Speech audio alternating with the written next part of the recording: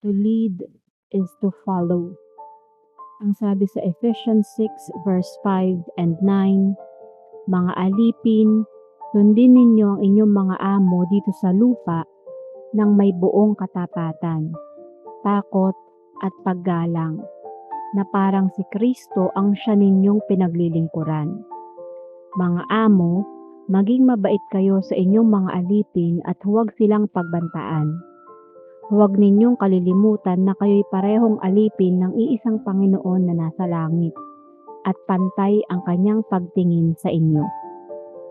You cannot be a good leader if you're not a good follower first.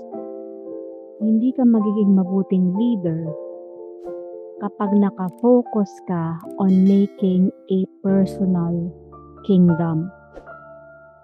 Ano ba ang leadership? Leadership is a trust from God. It's a responsibility.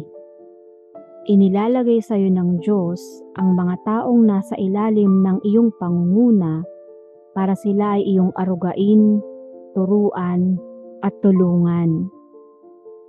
Hindi para mo pagsamantalahan at gamitin na pampataba ng iyong puso. Value people as you would like to be valued. Hindi madaling maging boss.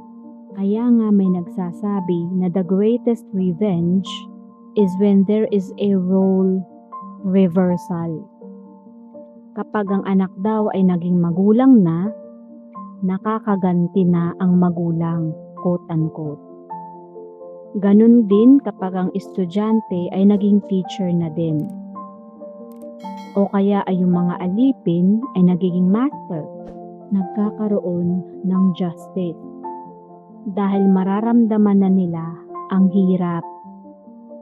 Akala nung iba masarap yung lagi kang nasa presidential table, inaabutan ng regalo at kinakamayan. Yung mga perks kasi ang nakikita ng ibang tao. Pero hindi nila nakikita yung difficulty. Ang sabi nga, with great power comes great responsibility. Kaya kapag leader ka, responsibilidad mo ang iyong mga follower. Dapat inaakay mo sila, inaalagaan, inaaruga at tinutulungan. Hindi yung ginagamit mo sila at inaabuso or ginagawang puppet.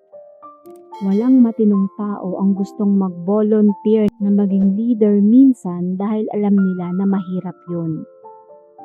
You live in a glass house and you have to please everybody.